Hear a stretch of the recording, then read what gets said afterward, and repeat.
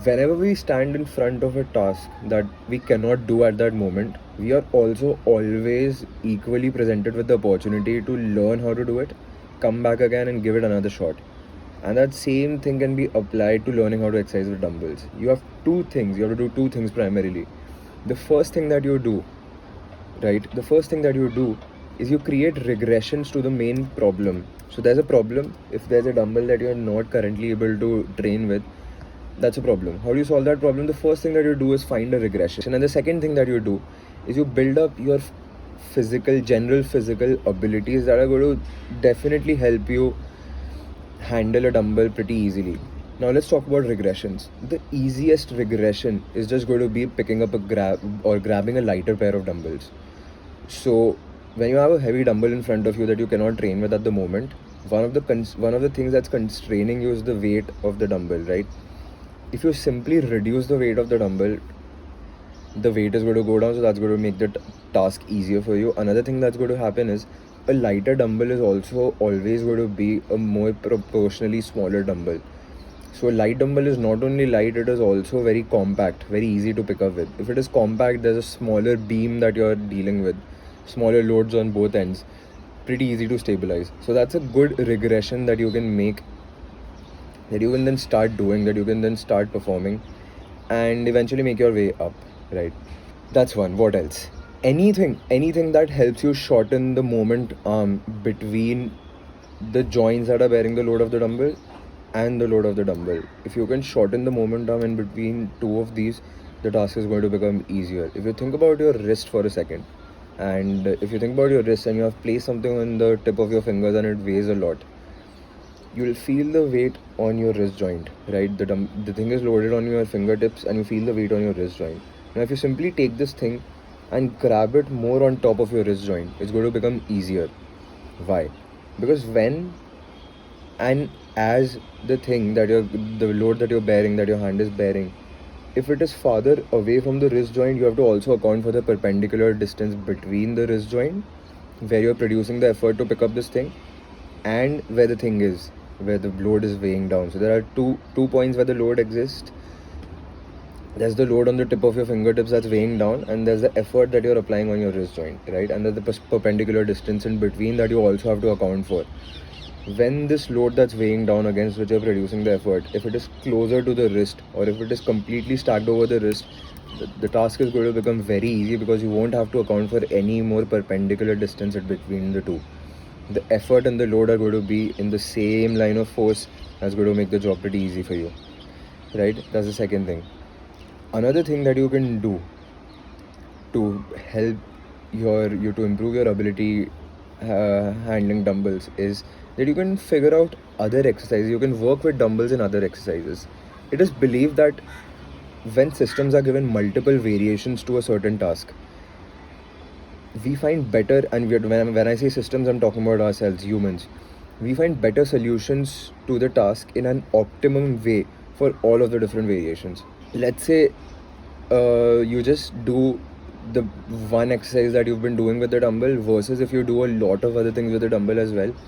When you do a lot of other things with the dumbbell as well, you'll be able to come up with a more optimum solution, and your ability to handle the dumbbell is going to become very efficient in all of those different variations that you're doing with the dumbbell. So you have to do more things, right? You have to do more things apart from the primary thing that it is you're trying to do. So these are different ways in which, there are ways in which you can regress the problem. You can make the dumbbell lighter. You can make sure that you're using different holds that are stacking the dumbbell or the load closer to your joints. If it's farther away from your joints are going to bear more load, more torque. If they're closer to the joints are going to bear less load because there's less perpendicular distance to account for, right? And you can do that, and you can also keep performing different variations to the task, different activities where you also have to grab the dumbbell. Another thing that you can do, like, this is a system, right? You have the dumbbell involved, you have your body involved. So these are things that you can do with the dumbbell. If you can change shape, if you can tweak a few things, hold the dumbbell a different way, grab a lighter pair, right? There are all these different things that you can do There are all these different things that you can do with a dumbbell that's going to help you regress the task. But you also have a physical body, and you can improve your general physical qualities. That is going to help you grab the dumbbell much more easily. So just for example, if you're a little bit more stronger, if your arm has more strength, better ability to co-contract those muscles around those joints, the task is going to be easy, right?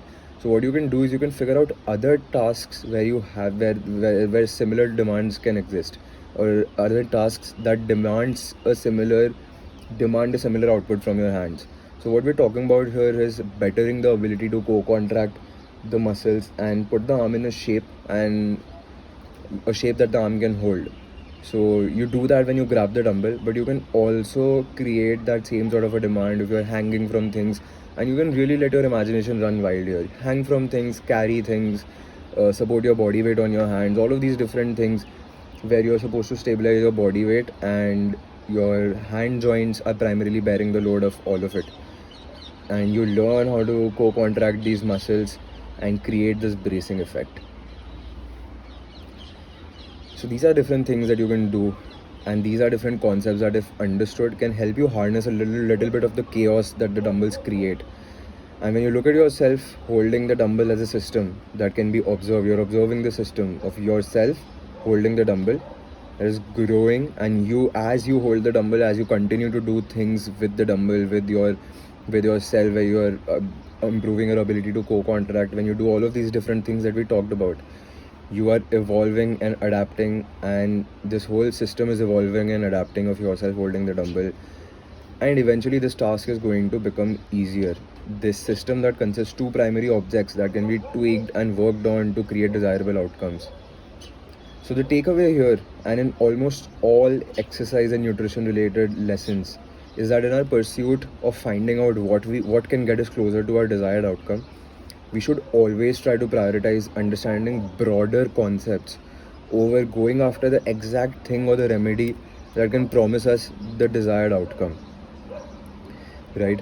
Concepts are a broader lens, and when you look for specific remedies, you're narrowing your lens down to the very last answer that you want to be finding. Because think about this: once you have, like, let's say you want to know 3 exercises that can help you get stronger arms, then all that is left for you to do is either do or not do those 3 exercises, right? In terms of options and abilities, the only options left for you is to make a decision to do those exercises or not do those exercises. But if you do not go after specific remedies, okay, I do not want to know 3 specific exercises that's going to help me become stronger. Rather, tell me the concept. How do I become stronger no matter what it is that I try to do? If you know that concept, knowing that concept then leaves a lot of room for going in there, using that concept, like applying that lens and changing things around a bit. Because when you know the concept, you can tweak everything else according to your liking, according to your own context, right? Once you know a remedy, the only control left in your hand is applying or not applying the concept. It is literally the last answer that you would look for in a chain. Concepts are higher up. They leave a lot of room for getting into the system and playing with the parameters and adjusting the system according to a specific context. A hold of the concepts gives you a template that can be tweaked and copied and pasted in all different sorts of contexts. Right? It gives you a lot of working space. So coming back to the point, knowing a little bit about the concepts of moment arms and beams and how beams are balanced and things like that, it gives you a lens to look at how dumbbells can be handled. Because when you know that you've got a beam that you're handling, you know that you have to stabilize this beam, otherwise it's going to tilt forward or it's going to tilt back. When you know the concept of moment arm, you get to understand that if you grab the dumbbell closer to your joints, there's going to be less torque on the joints. If you grab the dumbbell far away from the joints, there's going to be more torque on the joints, because it's a longer moment arm in between. It's a longer perpendicular distance in between the dumbbell and where you're applying the dumbbell, which is its load, and where you're applying the resistance or the effort. Right, so those are the takeaways, and that's a little bit about the chaos that dumbbell permits and the access that you have to the chaos.